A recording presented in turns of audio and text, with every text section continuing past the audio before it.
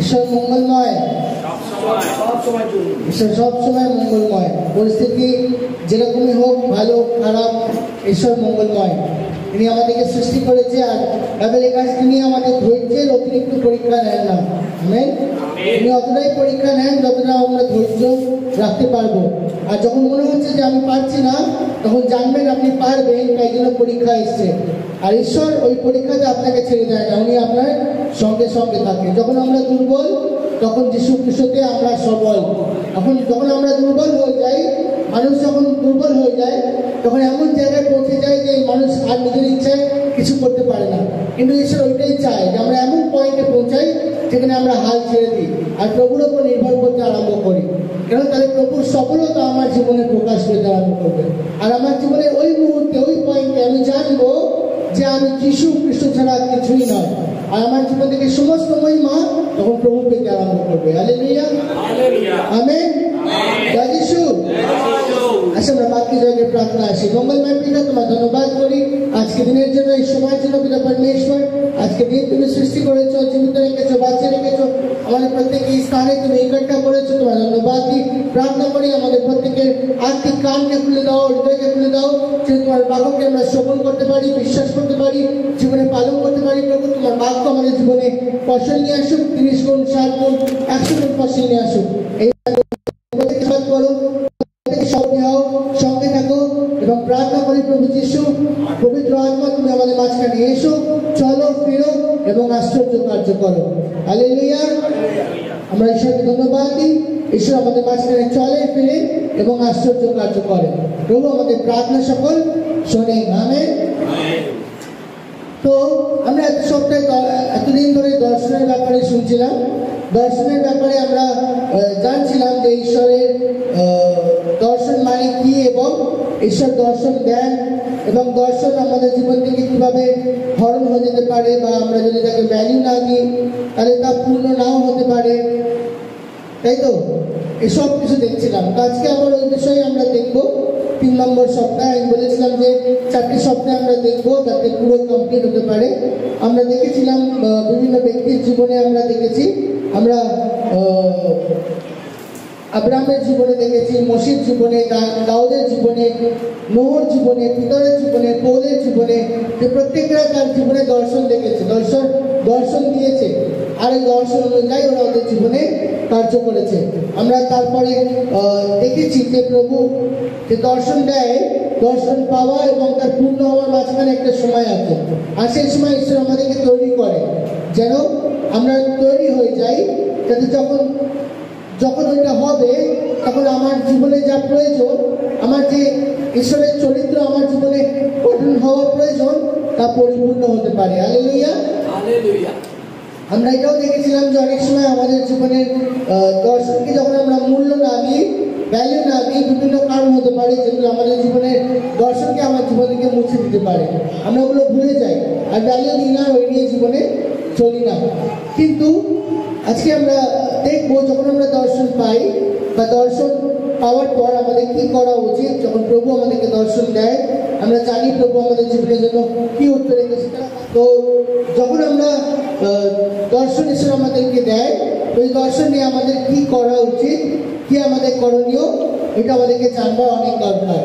তো আজকে আমরা ওই বিষয় দেখব। তো আমাদের জীবনে একটা জিনিস, যখন আমরা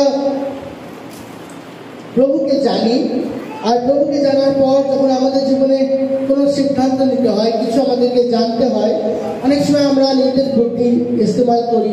আমরা ভাবি যে আমি এইটা করতে পারি, এটা করতে পারি। ভাবনা খারাপ নয়, ঈশ্বর আমাদেরকে ভাবনার ক্ষমতা দিয়েছে, ঈশ্বর আমাদেরকে চিন্তা করার ক্ষমতা দিয়েছে।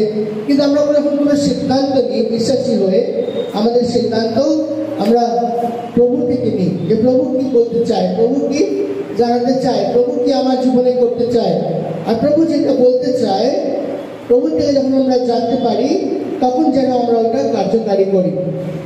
তো এটা অনেক ইম্পর্টেন্ট, অনেক গুরুত্বপূর্ণ যে আমরা প্রভুর অন্বেষণ করি, প্রভুকে খুঁজি।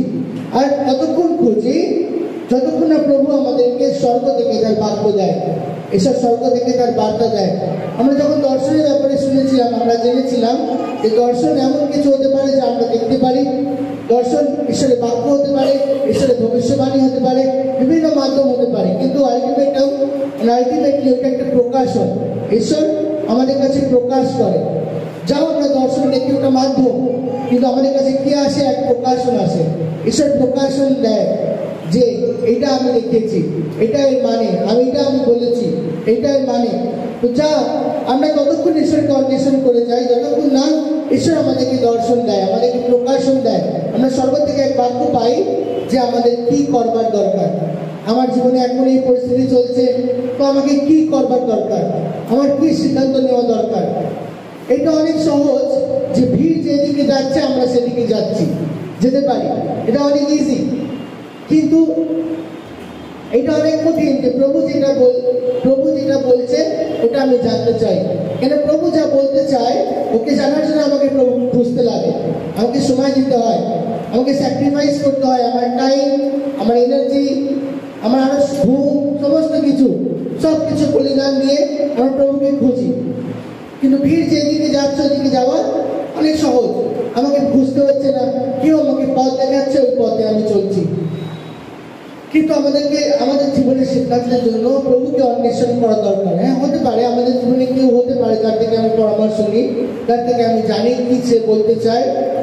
কিন্তু আমি বিশ্বাস করি যে আমাদের জীবনে ঈশ্বর আমাদের জীবনে কিছু বলতে চায়, আমাদেরকে জানাতে চায়, আর যার জন্য ঈশ্বরকে অন্বেষণ করা অনেক দরকার। ব্যক্তিগতভাবে প্রভু যিশুকে অন্বেষণ করা দরকার। অন্বেষণ মানে প্রভুকে খোঁজা দরকার যে প্রভু তুমি কি বলতে চাও, আমার কি করা দরকার। আর আমাদের অপেক্ষা করা দরকার। আমরা জানি আমাদের ঈশ্বর গোবর হয়, তিনি কথা বলেন। আমেন। আর তখন আমরা সেই অনুযায়ী আমাদের জীবনে কার্য করি। তো আমাদের জীবনে যখন আমরা অপেক্ষা করি, আমরা ঈশ্বরের অন্বেষণ করি, আর আমরা ততক্ষণ অন্বেষণ করি যেরকম হবাকুক করেছিল, ততক্ষণ না প্রভু কথা বলছে, আর আমরা জানি তিনি বিশ্বস্ত, তিনি আমাদের সঙ্গে কথা বলবেন। আমেন। তিনি সর্ব থেকে তার বাক্যকে আমাদের কাছে প্রকাশ করবেন যে এটা তিনি চান। আমেন। বাইবেলে একজন ব্যক্তির ঘটনা আমরা জানি, যার নাম ছিল নোয়া। তো নোয়া ঈশ্বর থেকে একটা সিম্পল বাক্য পেয়েছিল, ঈশ্বর থেকে একটা সাধারণ কথা বলেছিল, নোয়া একটি জাহাজ তৈরি করো, তাই তো? একটা নৌকা, যাই বলি নৌকা তো নয়, বলতে নৌকা কিন্তু সাইজে অনেক বড়, একটা জাহাজ। ঈশ্বর কি বলেছিল নোয়াকে? নোয়া একটা জাহাজ তৈরি করো। ঈশ্বর ওই জাহাজের একটা পরিকাঠামো নোয়াকে বলেছিল, এত চওড়া হবে, এত বড় হবে, এবং ওইটা কি কাজে লাগবে সব ঈশ্বর নোয়াকে বলেছিল। কিন্তু বার্তাটা কঠিন ছিল না, খুব সহজ এবং সরল, যে নোয়া একটা জাহাজ তৈরি করো। আর ঈশ্বর এটা বলে দেয়নি যে কবে সেই দুর্যোগ আসবে, কবে সেই বৃষ্টি আসবে পৃথিবীতে 40 দিন 40 রাত, আর পৃথিবীকে আমি জল দিয়ে ধ্বংস করে দেবো, আর যে তোমার জাহাজে থাকবে কেবল সেই রক্ষা পাবে। এই কথা ঈশ্বর বলে দেয়নি কবে এই ঘটনা ঘটবে, বলেছে। কিন্তু ঈশ্বর খালি নোয়াকে বলেছে, নোয়া এরকম ঘটনা হবে, আমি পৃথিবীকে বিচার করব, কারণ মানুষের পাপ অনেক বেশি হয়ে গেছে, তাই ওদের বিচারের সময় হয়েছে, তাই তুমি একটা জাহাজ নির্মাণ করো। আর আমরা জানি সেই সময় ঈশ্বর পৃথিবীতে কেবল একজন ধার্মিক ব্যক্তিকে খুঁজে পেয়েছিলেন, তার নাম ছিল নোয়া। আমেন। আর সেই নোয়ার কাছে ঈশ্বর নিজের হৃদয়কে প্রকাশ করেছিল, ঈশ্বর নিজের দায়িত্বের ভারকে দিয়েছিল, আর বলেছিল নোয়া তুমি একটি জাহাজ নির্মাণ করো। আমেন। ওই মেসেজটা সহজ সরল একটা বার্তা। নোয়া জানতো আমাকে একটা প্ল্যান দেওয়া হয়েছে যে কিরকম ভাবে জাহাজ বানাবো, জাহাজটা দেখতে কিরকম হবে, আর নোয়া জানতো আমাকে এরকম ভাবে এই জাহাজটাকে বানিয়ে শেষ করতে হবে। এইটা নোয়া ভাবেনি যে বৃষ্টি হচ্ছে না, বৃষ্টি হবে তো নাকি বৃষ্টি হবে না, এখনো তো কোনো সাইন দেখছি না বৃষ্টির, তাহলে কি হবে, তাহলে কি আমি বানাবো না ছেড়ে দেবো, এটা নোয়া ভাবেনি। নোয়া দেখেছে যে প্রভু যা আমাকে বলেছে সেটাই আমি করবো। আমি নোয়া তার বাধ্য থেকেছে, আর নোয়া পরিস্থিতির দিকে না তাকিয়ে ঈশ্বরের দেওয়া কার্যকে নোয়া পূর্ণ করতে এগিয়ে গেছে। হালেলুয়া। নোয়া তারপর নৌকা বানিয়েছে। তো আমরা কিছু জিনিস দেখবো আজকে। যখন আমরা দর্শনের কথা বলি, যখন দর্শন ঈশ্বর একজন ব্যক্তিকে দেয়, কাকে? যে অন্বেষণ করে, যে খোঁজ করে, যে জানতে চায়, প্রভু তাকে দর্শন দেয়। তো দর্শনের জন্য একজন ব্যক্তি দরকার যে এই দর্শনটাকে গ্রহণ করবে, তাই তো? যদি কেউ না থাকে দর্শন গ্রহণ করার, তাহলে দর্শন দেখবে কে? দর্শন দেখার জন্য কেউ তো দরকার, যে ওই দর্শনটাকে গ্রহণ করবে। তো একজন ব্যক্তিকে প্রয়োজন যে ওই দর্শনটা পাবে, যার কাছে ঈশ্বর প্রকাশ করবে ঈশ্বর কি করতে চায়। হালেলুয়া, যাকে ঈশ্বর আহ্বান করবে। পুরাতন নিয়মে একজন ব্যক্তি আসেন, নাম ছিল নেহেমিয়া, না বাংলায় বলে নহমীয়, এই তো। নহমীয় 1 অধ্যায় 4 পদ আমরা পড়ি। নহমীয় তার 1 অধ্যায় 4 পদ।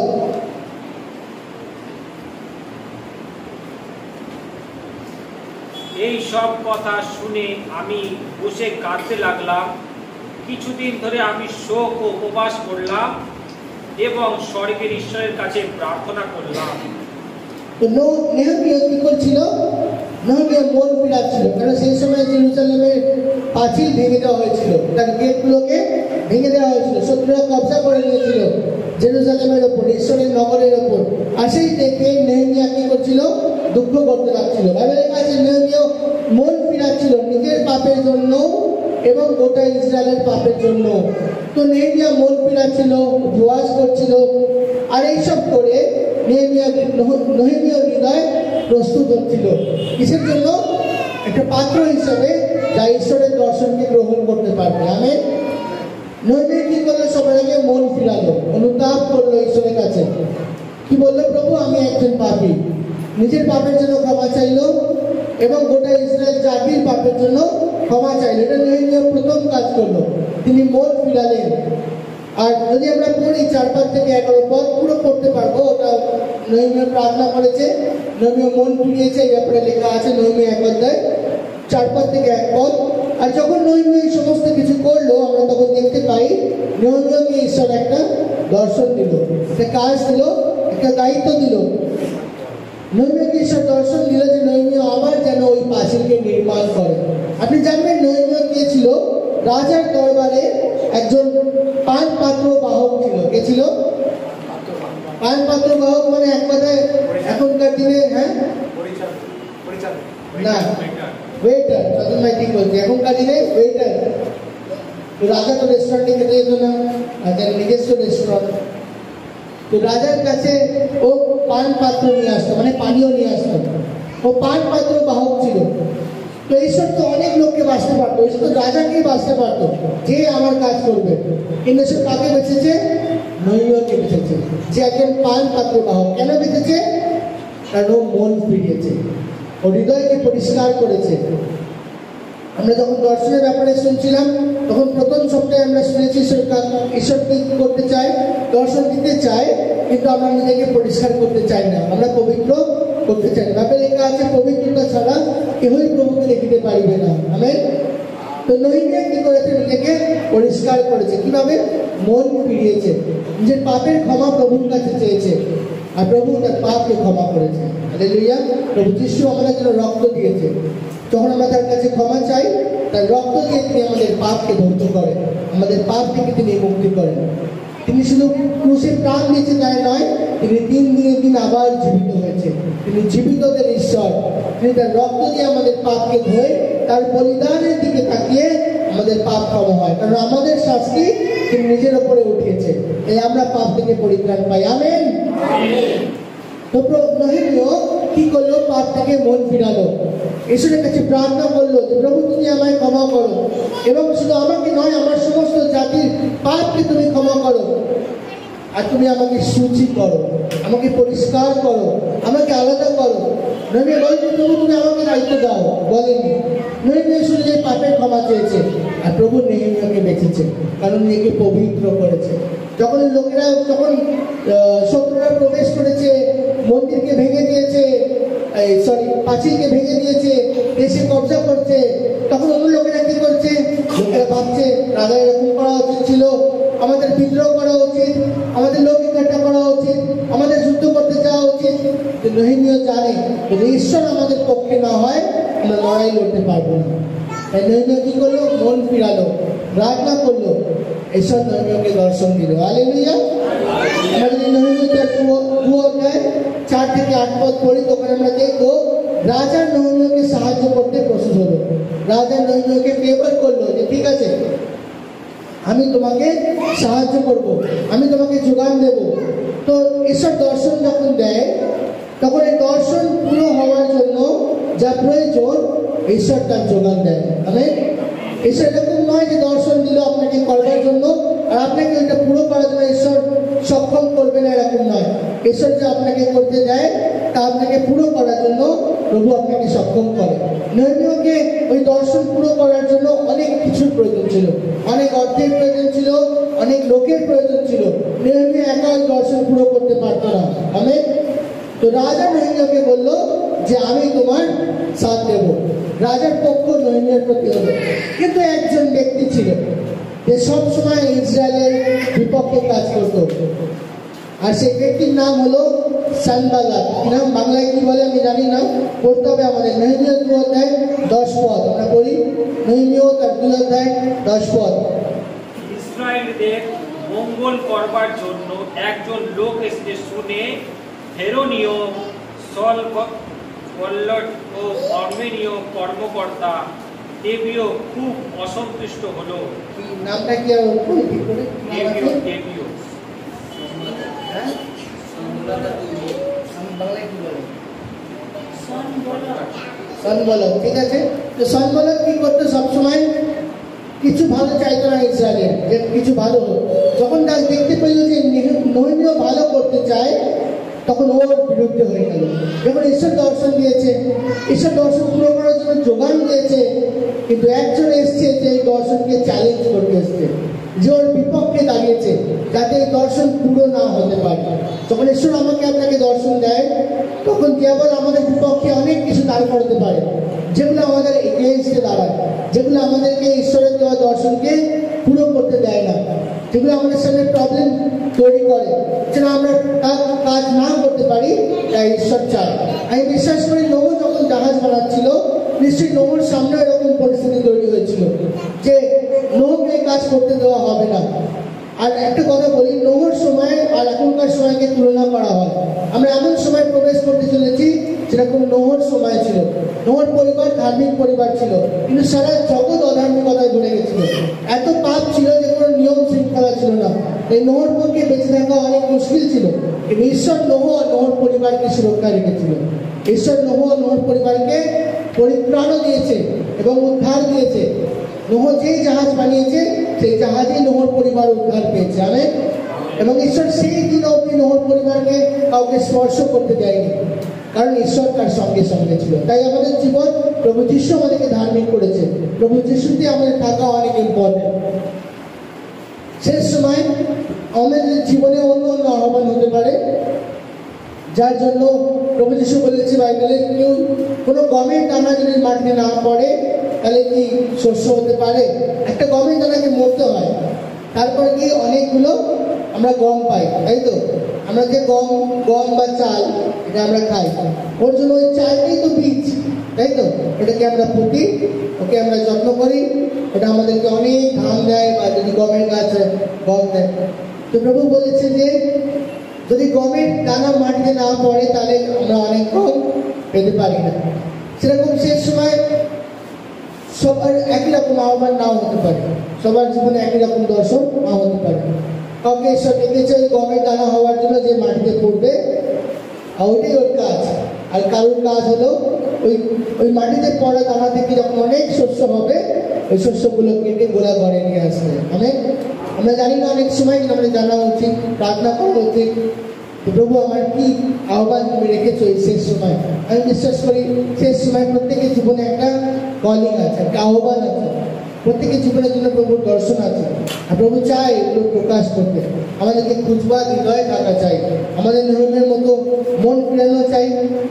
আর যখন নিজেকে পরিষ্কার করবো, ঈশ্বর আমাদের কাছে প্রকাশ করবে প্রভুর কি ইচ্ছা। হালেলুয়া। তো সনবলত কি করলো? ওর বিরোধিতা করলো, ও দাঁড়িয়ে গেল ওকে বিরোধ করার জন্য। তো আমরা যখন দর্শন পাবো প্রভুর থেকে, আমরা যে দর্শন নিয়ে যেতে চাইবো, এসে তারও বিরোধিতা করার লোক হবে যে এগুলোকে আটকাবে। আপনি জানেন প্রস্তুত হওয়ার সবচেয়ে ভালো সময় কোনটা? প্রস্তুত হওয়ার সবচেয়ে ভালো সময় কোনটা? যদি আমি লোহার কিছু বানাতে চাই লোহা দিয়ে কোনো আকৃতি দিতে চাই, তাহলে আমাকে আগে লোহা গলাতে জানতে হবে। যে লোহা না গলাবো তাহলে লোহা দিয়ে কিছু বানাতে পারবো না। আমি কি করে আকৃতি দেবো? আমার আগে কিরম লোহা চাই, এটা গরম, এটা গলানো লোহা আমার চাই।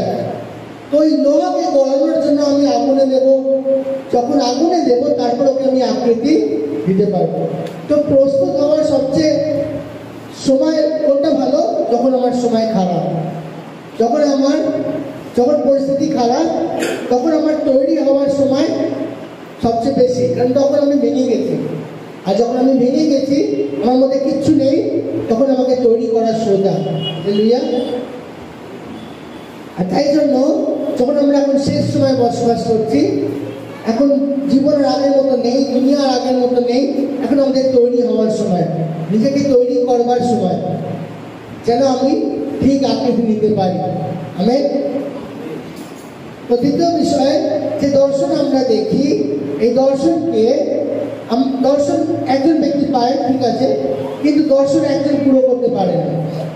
কোনো দর্শন কোনো একজন ব্যক্তি সম্পূর্ণ করতে পারে না, এটা সম্ভব নয়। এটা দরকার যে প্রভু আমাকে যে দর্শন দিয়েছে তা আমি অন্যের সঙ্গে কমিউনিকেট করি বা বলি, অন্যের সঙ্গে ভাগ করি।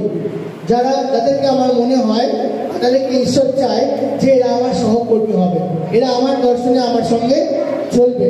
এরকম ব্যক্তির সঙ্গে আমরা কি করি? আমাদের দর্শনকে ভাগ করি। প্রথমটা একজন ব্যক্তি দরকার যে দর্শন পাবে, আর দ্বিতীয় ওই দর্শনকে পুরো করার জন্য আমার লোক দরকার, তার সঙ্গে আমি আমার দর্শনকে ভাগ করে নেব। যে আমার কো ওয়ার্কার হবে, মানে আমার সহকর্মী হবে, আমার সঙ্গে কাজ করবে। তো নিয়মীয় তার 2 অধ্যায় 17 পদ আমরা পড়ি। নিয়মীয় তার 2 অধ্যায় 17 পদ। পরে আমি সেই উঁচু পদের কর্মচারীদের বললাম, আমরা যে কি রকম দুরবস্থার মধ্যে আছি তা আপনারা দেখতে পাচ্ছেন। জেরুজালেম ধ্বংস হয়ে রয়েছে এবং তার ফটকগুলো আগুন দিয়ে পোড়ানো হয়েছে। আসুন আমরা জেরুজালেম দেওয়াল আবার গেঁথে তুলি, এতে আর আমরা টিটকারির পাত্র থাকবো না। আমেন। তো নেহেমিয়া কি করলো? কিছু লোকদেরকে যাকে মনে করলো যে আমার সঙ্গে কাজ করবে, এরা তাদের সঙ্গে নিজের দর্শনকে ভাগ করে নিল আর বললো, আসুন আমরা কি করি? জেরুজালেমের পাঁচিলকে আবার নির্মাণ করি, তার ফাটকগুলোকে আমরা আবার বানাই, তাহলে আমরা টিটকারির কারণ হয়ে থাকবো না। শত্রুরাও টিটকারি করছিল, ওদের মজা করাচ্ছিল। আর তাই জন্য আমাদের যখন ঈশ্বর আমাদেরকে দর্শন দেয়, আমাদের জীবনে প্রভু এমন লোক দেবে যাদেরকে এই দর্শন পুরো করার জন্য আমি আমার দর্শন ভাগ করতে পারবো, ওদের সঙ্গে শেয়ার করতে পারবো, ওদেরকে বলতে পারবো যে এটা আমরা করতে চাই, এটা আমাদের লক্ষ্য যা ঈশ্বর আমাকে দিয়েছে। আর এসব যাদেরকে চাইবে আপনাদের সঙ্গে ভাগ করুন, তারা নিশ্চয়ই আপনার সঙ্গে চলবে, আপনার সঙ্গে ওই দর্শন পুরো করতে চাইবে। যখন ঈশ্বর কোনো বাক্য দেয় বা কোনো দর্শন দেয়, দর্শন মানে বাক্যই, একটি প্রকাশন দেয়, যে দায়িত্ব দেয় আপনাকে পুরো করার জন্য, তার জন্য আপনার জীবনে যে অভিষেক দরকার তাও ঈশ্বর দেয়। ঈশ্বর যদি অভিষেক না দেয় তাহলে আমরা দর্শন পুরো করতে পারবো না। কিন্তু প্রভু যখন আমাদের দর্শন দেয় কিছু করার জন্য, মনে হতে পারে অনেক বড়। নোর কাছে জাহাজ বানানোটা অনেক বড় ছিল, নো ভাবতে পারতো আমি কি করে এটা করবো, এত বড় কাজ। নোর খালি 3টে ছেলে ছিল, কটা? নো ভাবতে পারতো আমি কি করে এত বড় কাজ করবো, এত বড় দায়িত্ব আমি কি করে নেভাবো। কিন্তু ঈশ্বর যখন দায়িত্ব দিয়েছে, ঈশ্বর যখন আহ্বান করেছে, প্রভু যখন আমাদেরকে দর্শন দেয়, তখন প্রভু তা পুরো করার জন্য অভিষেক করে। আর ঈশ্বরের অ্যানয়েন্টিং, ঈশ্বরের অভিষেক আমাদের জন্য যথেষ্ট। হালেলুয়া। যদিও আমরা জানি না নোহর সময় কারা নোহকে সাহায্য করেছিল, নোহর 3 ছেলে বাদে, কিন্তু আমরা যদি একটু ইতিহাস দেখি তো আমরা জানতে পারবো যে যখন যে সময় নোহ বসবাস করতো, যে সময় নোহ ছিল, সে সময় পৃথিবীতে নোহর ছেলে ছাড়াও মানে মানুষ হিসাবে ওকে সাহায্য করার আর কেউ ছিল না। তো আমরা বিশ্বাস করি যে ঈশ্বর ডিরেক্ট নোহকে সাহায্য করেছে, ঈশ্বর তার স্বর্গদূতরা নোহকে সাহায্য করেছে, নোহ ওই কাজকে পুরো করতে পারে। ঈশ্বর যোগান দিয়েছে এবং ঈশ্বরই ওই কাজকে শেষ করার জন্য নোহর পক্ষে হয়ে দাঁড়িয়েছে। আমেন। সারা পৃথিবী নোহর বিপক্ষে ছিল, লোকে নোহর মজা করিয়েছে, কিন্তু ঈশ্বর নোহর পক্ষে ছিল। আমেন। তো দ্বিতীয় বিষয় আমরা কি দেখলাম, যা ঈশ্বর আমাদেরকে দর্শন দেয় তা পুরো হওয়ার জন্য এটা অনেক ইম্পর্টেন্ট যে ওই দর্শনটা আমরা এমন লোকের সঙ্গে ভাগ করি যারা আমার সঙ্গে চলবে, যাদেরকে প্রভু চায় যে আমাদের সঙ্গে চলুক। কিন্তু আবার এমন সবার সঙ্গে আমরা এই দর্শন ভাগ করে নিই না। এমন লোকও আছে যাদেরকে যদি আপনি বলেন যে এটা আমাকে ঈশ্বর বলেছে করতে, ওটা শুনে ভালো নাও লাগবে, ও তখন ভাববে, প্ল্যান করবে, কিছু করে এই যেটা করতে চায় আমি এটাকে করতে দিতে চাই না, মানে যেন না করতে পারে তার জীবনে। এরকম অনেক লোকেরা থাকে, আর সেই লোকেরা কি চেষ্টা করবে যাতে আপনি এই প্ল্যানটা পুরো করতে না পারেন, এই পরিকল্পনা আপনি করতে না পারেন, কারণ সে নিজে করতে পারেনি, ও আপনাকেও করতে দিতে চায় না। সে নিজে কখনো দর্শন দেখেনি, তাই ও বলবে যে এরকম দর্শন বলে কোনো কিছু হয় না, এরকম সম্ভব নয়, এরকম ভাবে হয় নাকি, তুমি কি করে জানতে পারলে? লোক আপনাকে অনেক কোয়েশ্চেন করবে, তুমি কি করে জানলে এটা ঠিক, তুমি কি করে জানলে এটা ঈশ্বর থেকে? কিন্তু যখন ঈশ্বর আপনার হৃদয়ের কথা বলে, আপনি জানেন যে এটা ঈশ্বর কথা বলেছে, আপনার মধ্যে কোনো সন্দেহ থাকে না, সমস্ত সন্দেহ দূর হয়ে যায়। হালেলুয়া। কিন্তু ওই যে দিয়াবল, ও আপনার এগেইনস্টে অনেক লোককে দাঁড় করাবে, অনেক কিছু আপনার বিরোধিতা করবে যাতে আপনি এটা পুরো না করতে পারেন। কিন্তু আপনি জানবেন যে ঈশ্বর আপনার পক্ষে, আপনার বিপক্ষে কে। নেহমিয়া একজন কে ছিল? পান পাত্র বাহক ছিল। ও ভাবতে পারতো আমি কি করে করবো এত বড় কাজ, কিন্তু যদি ঈশ্বর তার পক্ষে হয়, তার বিপক্ষে কে? কে তার বিরুদ্ধে দাঁড়াবে? ইংল্যান্ডে একজন মুচি ছিল, ওর নাম ছিল উইলিয়াম কেরি। কি নাম ছিল? আমি 1700 সালের ঘটনা বলছি, সেই সময়কার ঘটনা। কি নাম ছিল ওর? William Carey. ও একজন মুচি ছিল। কি ছিল? মুচি মানে জানি তো, কবলার, এই জুতো সেলাই করে। তো ঈশ্বর ওকে দর্শন দিল যে উইলিয়াম কেরি, তুমি ইন্ডিয়া যাবে, ভারতবর্ষ যাবে, এবং তুমি বাইবেল ট্রান্সলেট করবে। সেই সময় আমাদের ভাষায় বাইবেল ছিল না ভারতবর্ষে, কেন পৃথিবীর অনেক জায়গায় বাংলা মানে তাদের নিজস্ব আঞ্চলিক ভাষায় বাইবেল উপলব্ধ ছিল না, সবাই ইংলিশ ভাষায় বাইবেল পড়তো, আর তারা পড়তে পারতো না ইংলিশ, পারতো নাম পড়তে পারতো না সেই লোকেরা।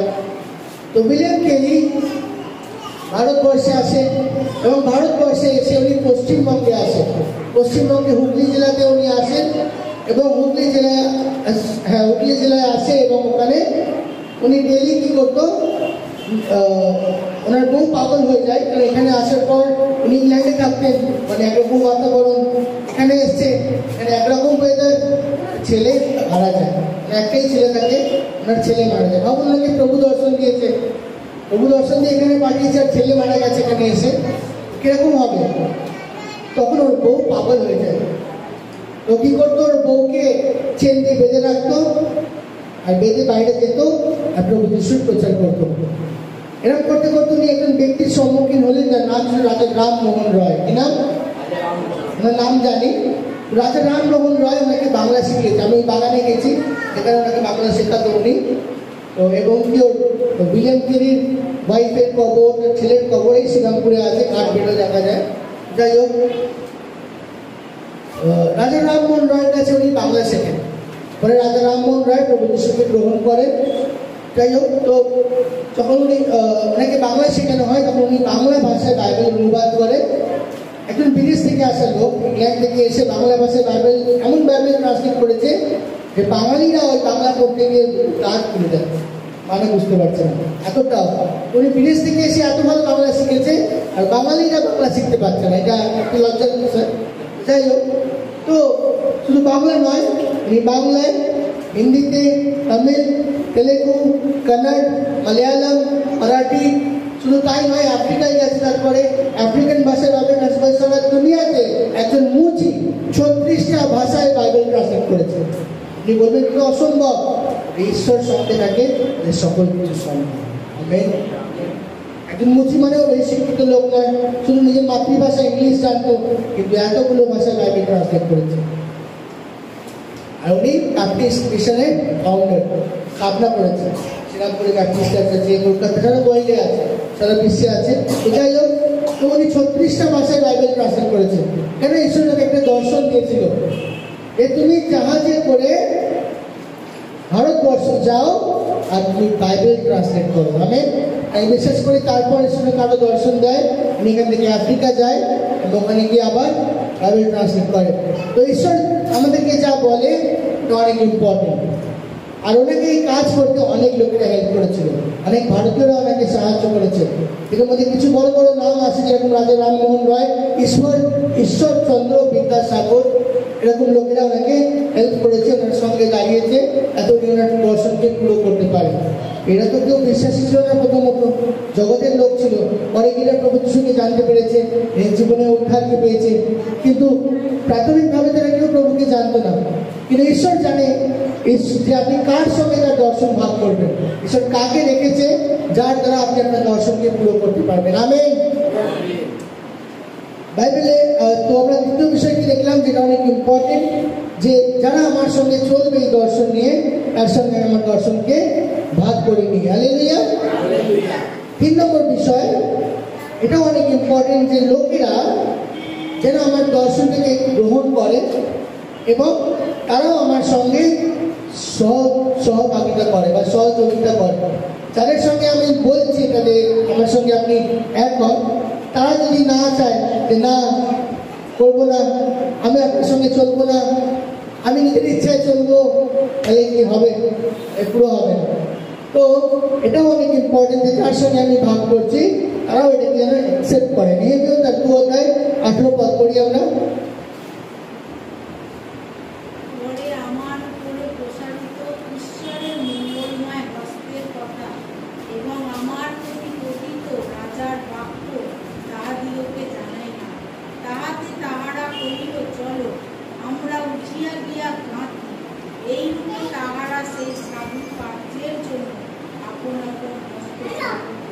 হালেলুয়া।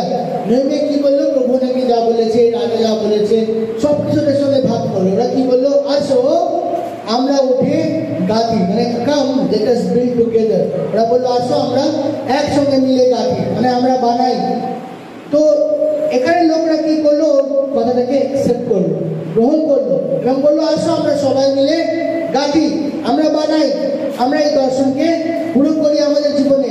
তো প্রভু যখন দর্শন দেয়, কি দরকার? সবার আগে একজন ব্যক্তি যে নিজেকে পরিষ্কার করবে, নিজেকে তৈরি করবে, ঈশ্বর থেকে দর্শনকে গ্রহণ করবে, সে অন্যের সঙ্গে ভাগ করবে, সে দর্শন যাকে প্রভু রেখেছে তাদের সঙ্গেও চলবে এবং সেই ব্যক্তি একই সঙ্গে ওই দর্শনকে অ্যাকসেপ্ট করবে। যেরকম এখানে লোকেরা করেছিল। নেহেমিয়া 2 অধ্যায় 18 পদে আমরা পড়লাম। কিন্তু অনেক জায়গায় আমরা দেখতে পাই যে লোকেরা এই দর্শনটা অনেক সময় ভাগ করতে চায় না, অ্যাকসেপ্ট করতে চায় না। যেরকম একটা ভালো জিনিস আমি বলবো, যে এখন তো তাড়না আসছে, আস্তে আস্তে বিশ্বাসীর ওপর তাড়না বাড়ছে, সমস্যা বাড়ছে। তো যখন আমাদের এই এরিয়ায় তাড়না বাড়তে লাগলো, ব্যারাকপুর থেকে কাছড়াপাড়া, তো আমাদের সব তো চিত্তার ভিতর থাকতো, এখানে মিনিস্ট্রি করতো, ওখানে মিনিস্ট্রি করতো। তো 2 সপ্তাহে আমি দেখলাম কি এত জায়গার সব পাস্টাররা, চন্দন ভাই গেছে আমার সঙ্গে, সব জায়গায় যেখানে যেখানে আমি গেছি, সব পাস্টাররা এক হতে লাগলো, সব এক হয়ে মিটিং করতে লাগছে, ভাবছে কি করবে, কি স্টেপ নেবে। তো এত সবাই আলাদা থাকতো, আমি কারোর সঙ্গে কথা বলতে যেতাম না, কেউ আমার সঙ্গে কথা বলতে যেত না। যখন প্রবলেম এলো মন্ডলীর ওপর, তখন সবাই এক হয়ে গেল, সবাই এক ছাদের তলায় এলো। তো তাড়না কি করলো? সবাইকে এক জায়গায় করলো, এখানটা করলো। তো আমি বলি এটা ভালো হলো, যে বিশ্বাসীদের স্ট্রেংথ বাড়লো, বল বাড়লো, যে এরা এক হলো, একতা আমাদের বল। আর আমি তখন দেখলাম এই প্রবলেমগুলোর সঙ্গে যাতে আমরা এগাতে পারি, লড়াই করতে পারি, তার জন্য ওখানে অনেকে প্ল্যান বানিয়েছে, যা কিছু করেছে, কিন্তু সবাই ওর সঙ্গে সাথ দিচ্ছে। তো সেরকমভাবে যখন ঈশ্বর আমাদেরকে দর্শন দেয়, আমরা সেই দর্শনকে একে অপরের সঙ্গে ভাগ করি। তো এটা দরকার যে তারাও আমাদের সঙ্গে সহমত হোক, তারাও হ্যাঁ করুক, তারাও আমাদের সঙ্গে চলুক। কিন্তু সমস্যা কি হয়ে যায়? অনেক লোক থাকে যাদের হৃদয়ের মধ্যে প্রকৃত অনুতাপ নেই। কি নেই? অনুতাপ নেই, তারা মন ফিরায়নি। আর তারা সবসময় চায় যে আমি জায়গা পাবো, আমি এখানে এসে দাঁড়াবো, ঠিক আছে আমি দর্শনে চলবো, কিন্তু আমাকে এটা জায়গা দিতে হবে। এটা পুরো মানে পলিটিক্সের মতো কথা। ঠিক আছে আমি তোমার সঙ্গে সহমত দেবো, আমরা জোট সরকার বান দেবো, কিন্তু আমাকে 3টে মন্ত্রীর পদ দিতে হবে, এরকম ব্যাপার। কিন্তু এরকম হওয়া উচিত নয়। তো অনেক সময় কি হয়, যারা প্রকৃতভাবে মন ফিরায়নি, যদি তাদের সঙ্গে আমি আমার দর্শন ভাগ করে নিই, তাহলে ওরা কি চাইবে, ওরা সম্মান তো দেবেই না, আমাদের সঙ্গে যেতে রাজি তো হবেই না, এবং একই সঙ্গে তারা কি চাইবে যে আমি আমার জায়গা পাবো, আমি আমার ইচ্ছাকে পুরো করবো। তো এই সমস্ত লোকেদের জন্য অনেক সময় প্রবলেম তৈরি হয়। তাই আমি কার সঙ্গে আমাদের দর্শন ভাগ করবো, কার সঙ্গে দৌড়াবো, এটা ঈশ্বরটিকে জানা অনেক ইম্পর্টেন্ট। আরেকটা প্রবলেম হয় যখন লোকেরা, আমরা যে দর্শন দেখছি, দর্শনটা একজন ব্যক্তি দেখছে, তাই না?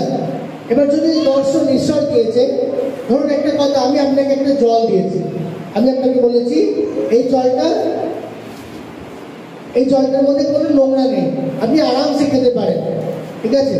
আর এই জলের মধ্যে আপনি যদি মনে করলেন না হতে পারে এটা পরিষ্কার নয়, এর মধ্যে আরো অনেক কিছু আপনি অ্যাড করলেন, যোগ করলেন, তাহলে আমি আপনাকে যা দিলাম ওটা থাকলো না পরিবর্তন হলো, হয়ে গেল। অনেক কিছু আপনি ওর মধ্যে যোগ করেছেন, অ্যাড করেছেন।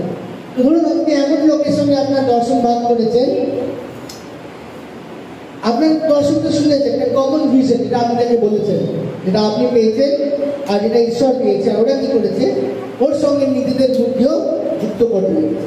তাহলে কি হলো, যেটা ঈশ্বর পেয়েছে ওটা যেটা ছিল অরিজিনালি ওইটা আর থাকলো না, ওর সঙ্গে অনেক কিছু যুক্ত হচ্ছে। আমরা যখন পিজা খেতে যাই, পিজা খেয়েছি আমরা, খেয়েছি না?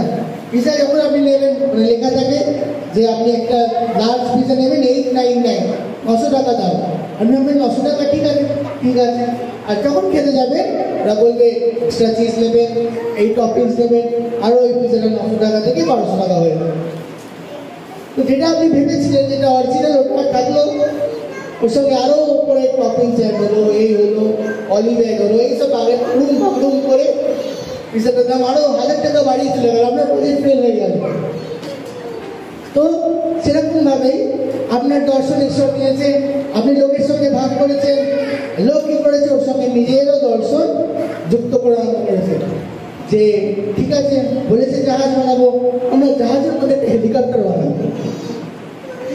তো কি হলো, ওরা নিজেদের বুদ্ধি লাগাতে রেখেছে। না, ঈশ্বর যেটা চায় আমরা ওটাই করি। যদি মনে হয় আমরা বোকামি, আমাদের কাছে বোকামি হলেও ঈশ্বর আমার আপনার চেয়ে অনেক বুদ্ধিমান, আমাদের ওইটুকুই করা দরকার, সেটা প্রভু বলেছে। হালেলুয়া। আর আমরা ওইভাবেই আমাদের জীবনে চলি। আর আমরা জানবো, তো অনেক সময় ব্যক্তিরা যারা যুক্ত করতে চায় তাদের ইচ্ছা দেখে আমরা রাখতে পারবো না। ওদের সাথে আমরা কথা বলি যে আপনি বুঝুন, আপনি ভাবুন, কিন্তু এখন কিছু কিছু জায়গা হয় যেখানে লোকের বুদ্ধি নেওয়া ভালো। আমি একটা কথা বলি আপনাকে, ধরুন আমাদের মধ্যে আস্তে আস্তে বাড়তে লাগলো, আমরা যখন ইউটিউবে লাইভ করি তখন আমাদের নিজস্ব প্ল্যাটফর্ম চাই, তখন আমাদের মন্ডলী বাড়বে। তো আমরা কি কি থাকা চাই এর মধ্যে, তো লোকেরা বুদ্ধি দিতে পারে, সেটা অন্য জিনিস। কিন্তু আমাদের একটা কমন ভিশন হয়, একটা কমন দর্শন হয়, যেটা আমাদেরকে পুরো করতে হবে, একটা বড় দর্শন। আর ওর মধ্যে আমরা অন্য কিছু যুক্ত করতে পারি না। যদি প্রভু আমাদেরকে আহ্বান করেছে মন্ডলী বানানোর, তাহলে আমাদের দর্শন এই যে আমরা মন্ডলী বানাবো, আমরা স্কুল বানাবো না, তাই তো? যদি ওটা হতে পারে, কিন্তু আমাদের প্রাথমিক দর্শন কি, যে আমরা আমাদের মন্ডলী বানাবো এখানে, অন্য অন্য জায়গায়। এটা আমাদের দর্শন, যে লোক প্রভু যিশুকে জানবে, লোক মন্ডলীতে আসবে, লোক জীবন উদ্ধার পাবে, লোক আরোগ্য সুস্থতা পাবে, লোকের জীবনে বন্ধন ভাঙবে, লোক নিজের জীবনে যে বন্ধনে পড়ে আছে, লোক অর্থের বন্ধনে পড়ে আছে, লোকের জীবনে স্বাধীনতা নেই, লোক স্বাধীনতা পাবে। তার জীবনে বিমারি থেকে জুটছে, ডাক্তার ওর সব ওষুধ টাকা খেয়ে নিচ্ছে, প্রভু তাকে চাপকাই নেবে। আমেন। তো এইরকম দর্শন নিয়ে যখন আমরা যাই, তার সঙ্গে যদি আমরা যুক্ত করতে থাকি, তাহলে আমাদের প্রবলেম, তাহলে সমস্যা। তাই জন্য আমাদের জীবনে কি দরকার, আমাদের জীবনে একটা দর্শন দরকার, এবং এমন লোক দরকার তাদের সঙ্গে আমরা দর্শন ভাগ করে নেব, এবং এমন লোক দরকার যারা ওই দর্শনটাকে আমাদের সঙ্গে গ্রহণ করবে এবং ওর সঙ্গে চলতে রাজি হবে, নিজের বুদ্ধি লাগাবে না, নিজের প্ল্যান করবে না, এই ভাববে না যে আমার কি জায়গা আছে ওর মধ্যে, আমি কোথায় থাকবো, এরকম তারা পরিকল্পনা করবে না, এরকম তারা প্ল্যান করবে না। যদি আমরা দর্শনের ব্যাপারে কখনো পড়ি, নিয়মীয় জীবন না করলে এটা আধুরা হয়ে যাবে। কারণ নিয়মে একটা অনেক বড় এক্সাম্পল, একটা বড় উদাহরণ যে কীভাবে দর্শনকে একে অপরের সঙ্গে ভাগ করেছে। এবং আমরা বাড়িতে আমি বলবো সবাইকে নিয়মীয় বইটা পড়তে, অনেক ইম্পর্টেন্ট বাইবেলে এই অধ্যায়টা পুরো পড়তে নিয়মীয়। আমরা দেখবো নিয়মীয় কী করে এই দর্শনকে পুরো করে। এরপরে আরও অনেক প্রবলেম আসবে, অনেক সমস্যা নিয়মের জীবনে এসছে, কিন্তু কিছু নিয়মীয়কে আটকে রাখতে পারেনি। হালেলুয়া। যখন প্রভু যীশু পৃথিবীতে সেবা করেছে, মানে ঈশ্বরের কাজ করেছে, মিনিস্ট্রি করেছে, প্রভু যীশুর জীবনে অনেক প্রবলেম এসছে, অনেক তাকলিফ এসছে। প্রভু যীশুকে সবসময় ফরিসি সদ্যপীরা তার বিরোধিতা করেছে, এমনকি এমন বিরোধিতা করেছে যে তার প্রভুর প্রাণ দিতে চেয়েছে, কিন্তু সময় লাগলো প্রভুকে স্পর্শ করতে পারে। যখন সময় এসছে সেই রাতে প্রভুকে ধরিয়ে দেওয়া হবে, ধরবে তারা, সেটা সময় ছিল। এইটাই সেই সময় যখন মানব জাতির জন্য একজন প্রাণ দেবে, ঈশ্বরের এক জাতপুত্র প্রাণ দেবে, সে নিষ্কলঙ্ক নিষ্পাপ, আর যার রক্তের বিনিময়, তার বলিদানের বিনিময় আমার আপনার পাপ থেকে উদ্ধার হবে। হালেলুয়া। এই জন্য বলিদান হয়েছে প্রভু। আর তারা প্রভুকে জোর করে বদনাম দিয়ে প্রভুকে বলিদান দিয়েছে, আর তারা প্রভুকে মেরেছে। তারা তো জানে না বলিদান হচ্ছে, তারা প্রভুকে মেরেছে। কিন্তু ঈশ্বরের পরিকল্পনা সিদ্ধ হয়েছে। প্রভু ঈশ্বর জানতো আমি জগতে এসেছি, আমার ইচ্ছা ঈশ্বরের ইচ্ছা পুরো করা। ওনার দর্শন কি? ঈশ্বর পিতা ঈশ্বরের ইচ্ছা পুরো করা, আর পিতা ঈশ্বরের ইচ্ছা কি? যে মানব জাতির জন্য প্রভু যীশু, তিনি একমাত্র ঈশ্বর, তিনি ক্রুশে প্রাণ দেবেন এবং মৃত্যুকে হারিয়ে 3 দিন পর জীবিত হবে। যে কেউ তাকে বিশ্বাস করে সে বিনষ্ট না হয়, কিন্তু অনন্ত জীবন পায়। আমেন। এটার জন্য আজকে আমি এবং আপনি এখানে বসে আছি। আমি এবং আপনি প্রভু যীশুকে জেনেছি, আমরা বিনষ্ট হব না, কিন্তু অনন্ত জীবন পেয়েছি। হালেলুয়া। প্রভু আমাদের জন্য স্বর্গ রাজ্য রেখেছে। যদিও জগতে কেউ আমাদেরকে ভয় পাওয়ায়, এগুলো নদীদের জন্য, এগুলো জাগতিক ভয়। আমরা জানবো ঈশ্বর আমাদের সঙ্গে, স্বর্গ আমাদের নিবাসের স্থান। হালেলুয়া। জয় যিশু। আমরা শেষ প্রার্থনায় যাবো। আমরা উঠে দাঁড়াই। একজন দিদি আছে, দীপক ডাকবে, তার জন্য আমরা প্রার্থনা করবো।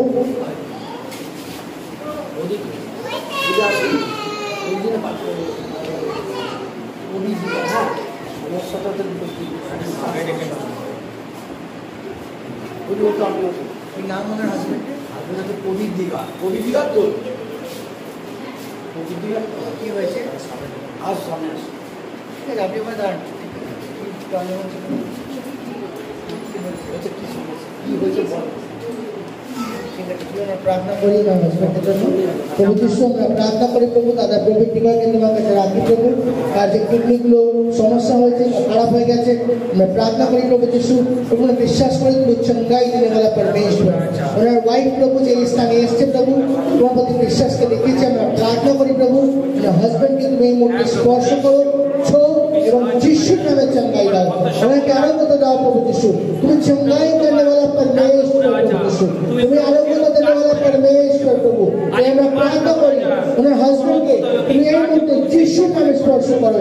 তার কিডনি যে কাজ করছে না, তা কাজ করতে লাগুক প্রভু যীশু। প্রভু তুমি তাকে নতুন কিডনি দাও প্রভু, তার কিডনি সম্পূর্ণ সুস্থ হয়ে যাও, সে সম্পূর্ণ আরোগ্য তাকে পাও। তোমার নামে মহিমা হোক তার জীবনে परमेश्वर। তোমার ধন্যবাদ। তুমি প্রার্থনা को सुनने वाला परमेश्वर, তোমার ধন্যবাদ। তোমার হাত তার উপরে উঠে রাখো, তুমি যিশু খ্রিস্টের নামে তাকে স্পর্শ করো এবং সুস্থ করো। এবং প্রার্থনা করি তাদের ট্রিটমেন্টের জন্য যা অর্থের প্রয়োজন তুমি যিশু খ্রিস্টের নামে যোগান দাও। এবং আমি বিশ্বাস করি আগামী দিন আমরা তোমার সাক্ষ্য শুনবো, তার হাজবেন্ডকে সুস্থ হতে আমরা দেখতে পারবো। তাই তোমায় কোটি কোটি ধন্যবাদ দিই। তোমাদের প্রার্থনা শুনলে, তোমাদের প্রার্থনাকে উত্তর দিলে প্রভু, তুমি আমাদের একমাত্র ঈশ্বর, আমাদের একমাত্র পিতা পরমেশ্বর। তাই তোমায় ধন্যবাদ দিই। এই সকল প্রার্থনা প্রভু যিশু খ্রিস্টের নামে চাই। আমেন। আপনি বিশ্বাস রাখুন, আপনার বর নিশ্চয়ই সুস্থ হবে। আপনি আসুন, প্রভুকে বিশ্বাস করুন, আর ওনাকেও আপনি নিয়ে আসবেন। আপনি হৃদয়ে বিশ্বাস রাখুন, আপনি নিজের জীবনে প্রভু কার্য দেখবেন। যিশু, আচ্ছা আমরা শেষ প্রার্থনা করি। চলো আমরা শেষ প্রার্থনা করি। মঙ্গলময় পিতা, তোমার ধন্যবাদ করি আজকে দিনের জন্য, এই সময়ের জন্য। পিতা পরমেশ্বর, আজকে দিন তুমি সৃষ্টি করেছো এবং আমাদেরকে বাঁচিয়ে রেখেছো প্রভু, ধন্যবাদ দিই। এই স্থানে আমাদের প্রত্যেককে এক করেছো প্রভু, আমি তোমায় ধন্যবাদ করি প্রভু। প্রার্থনা করি প্রভু, যারা অসুস্থ আছে প্রত্যেককে তুমি সুস্থ করো, যাদের অর্থের সমস্যা আছে তুমি জীবনে যোগান দাও, যাদের জীবনে পাপের বন্ধন আছে, যাদের জীবনে নেশার বন্ধন আছে তুমি মুক্ত করো যীশু খ্রিস্টের নামে। প্রত্যেকের জীবনে তুমি পরিবর্তন নিয়ে আসো, তুমি মুক্তি নিয়ে আসো, তুমি আজাদি নিয়ে আসো, তুমি ছুটকারা নিয়ে আসো, তুমি তোমার নামকে তাদের জীবনে প্রকাশ করো এবং তুমি দেখাও যে তুমি একমাত্র ঈশ্বর। তাদের জীবনে তোমার সূর্যোদয় হোক প্রভু যীশু, তোমার মহিমা প্রকাশ পাক প্রভু যীশু। তারা তোমার সন্তান প্রভু যীশু, তারা তোমার জানতে পারে প্রভু যীশু, তারা তোমার নামে সাহসী হোক প্রভু যীশু। আমি প্রার্থনা করি প্রভু, এই মন্ডলীকে তুমি তোমার সাহস দাও প্রভু যীশু, এই শেষ সময় তোমার সাহস সহকারে আমরা তোমার সুসমাচারকে প্রচার করতে পারি, আমরা লোকের সামনে তোমার নামকে উজাগর করতে পারি। আমরা মৃত্যুকে ভয় করি না, কিন্তু তুমি আমাদের জীবন দিনে বলা পরমেশ্বর, আমরা তোমার নামকে উচ্চ করি। তুমি এই স্থানে এসেছো প্রভু, তোমার ধন্যবাদ করি। এই স্থান তোমার প্রভু যীশু, এই মন্ডলী তোমার প্রভু যীশু, এই মন্ডলী প্রভু তুমি, এই মন্ডলীর রাজা তুমি। এবং আমি ঘোষণা করি প্রভু যীশু, প্রভুর আত্মা বলছে এই মন্ডলীকে আমি শেষ সময় জন্য পেতেছি। হে মন্ডলী, হে যীশুর নাম, তুমি ভয় করো না, আমি তোমাকে আমার ডানার তলায় লুকিয়েছি। তুমি আমার নামকে ঘোষণা করবে, তুমি মৃত্যুকে জীবিত করবে, তুমি ল্যাংড়াকে চালাবে, তুমি অন্যকে দেখাবে, আমার নাম তোমার জীবন দ্বারা প্রকাশ পাবে। তুমি যে স্থানে পা দেবে সেখানে আমার রাজ্য আসবে। এই শেষ সময়ে যখন লোক আমার মন্ডলীর বিরুদ্ধে দাঁড়াবে, তুমি মন্ডলীর পতাকাকে উচ্চারণ করবে, যিশুর নামকে উচ্চারণ করবে। এই মন্ডলী কোনো ব্যানার নয়, এই মন্ডলী কোনো মন্ডলীর নাম নয়, এই মন্ডলীর নাম যিশু খ্রিস্ট। এই মন্ডলী কেবল যিশুর নাম উঠাবে, এই মন্ডলীতে কেবল একটা ধ্বনি শোনা যাবে, যার নাম হলো যিশু খ্রিস্ট। যখন জগতে অন্ধকার পরিপূর্ণ হবে, যখন জগতে পাপ চারিদিকে ঘিরে যাবে, যখন নহর সময় এই শেষ সময় দেখা যাবে, যখন এই শেষ সময় পাপ পরিপূর্ণ হবে, এই মন্ডলী যিশু খ্রিস্টের নামকে উঁচু করবে। লোক জানবে কোথায় যিশুর নাম শোনা যায়, ওই মন্ডলীতে যিশুর নাম শোনা যায়। কোথায় জীবন পাওয়া যায়, ওই মন্ডলীতে জীবন পাওয়া যায়। যেখানে যিশুর নাম শোনা যায়, কেবল প্রভু যিশুর নাম এই স্থানকে উজাগর হবে। আমাদের জীবনে একটা নাম, যিশু খ্রিস্টের নাম। প্রভু তোমার ধন্যবাদ দিই, প্রত্যেকের জীবনকে তুমি আশীর্বাদ করো এবং এই মন্ডলী থেকে তোমার নামকে উজাগর করো। এই শেষ সময় তুমি আমাদেরকে তোমার পতাকা নিয়ে চলতে সাহায্য করো, যিশু খ্রিস্টের নাম নিয়ে চলতে সাহায্য করো, যেন সমস্ত মহিমা তুমি পেতে পারো, সমস্ত গৌরব তুমি পেতে পারো, সমস্ত প্রশংসা তোমার হতে পারে। এখানে উপস্থিত প্রত্যেক ব্যক্তির জন্য প্রভু বলতে চায়, হে আমার মন্ডলী, তোমরা ছোট নয় কিন্তু তোমরা বড়।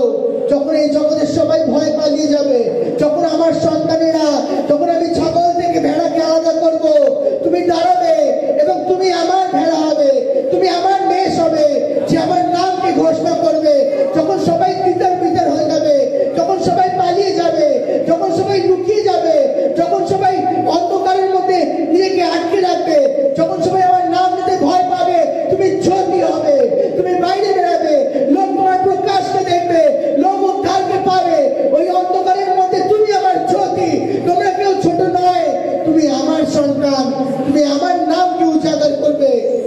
কিন্তু সময় এখনো আসেনি, তাই আমরা নিজেকে প্রস্তুত করি, নিজেকে তৈরি করি। যখন সেই ঘড়ি আসে, সেই সময় আসে, প্রভু যিশুর নাম আমাদের জীবন দ্বারা প্রকাশ পায়। যখন সবাই, এমনকি অনেক মন্ডলী, তাদের বিশ্বাসীরা পালিয়ে যাবে, মন্ডলী পালকেরা পালিয়ে যাবে, তারা আপোষ করে নেবে, তারা জগতের কাছে ঘুরনা টেকে দেবে, কিন্তু আমরা যাকে প্রভু বেঁচেছে, যদি আমরা তৈরি হই, এই মন্ডলীর দ্বারা প্রভুর জ্যোতি প্রকাশ পাবে। প্রভু আমরা প্রার্থনা করি, আর যদি কেহ না থাকে সঙ্গে, তুমি সাহায্য করো পবিত্র আত্মা, যেন আমরা না ফিরে যাই, যেন আমরা কখনো পিছনে না তাকাই। আমরা লাগুনে হাত দিয়েছি প্রভু যিশু, যেন আমরা ফিরে না যাই। তুমি সাহস দাও যেন আমরা হাত উঠিয়ে তোমাকে আরাধনা করি, আমরা হাত উঠিয়ে তোমাকে মহিমা দিই। তোমার উপস্থিতি চিরকাল এই স্থানে থাকুক প্রভু যিশু। তোমার ধন্যবাদ, তুমি একমাত্র ঈশ্বর, তোমাকে আরাধনা করবো। তুমি পবিত্র পবিত্র পবিত্র, তুমি বাহিনীগণের সদা প্রভু, যিনি ছিলেন, যিনি আছেন, যিনি পুনরায় আসছেন। আমেন। প্রভু যিশু, তুমি আসো প্রভু, তুমি আসো। আসে আমাদের হাত তুলি, ঈশ্বরের আশীর্বাদকে গ্রহণ করি। সদাপ্রভু আপনাকে আশীর্বাদ করুক এবং রক্ষা করুক। সদাপ্রভু তার মুখকে আপনার দিকে ফেরান এবং অনুগ্রহ করুন। সদাপ্রভু তার মুখের দৃষ্টিকে আপনার দিকে চমকান এবং শান্তি দান করুন। যিশু খ্রিস্টের নামে আমেন, আমেন, আমেন। আশা করি সহকারে ঈশ্বরের ধন্যবাদ।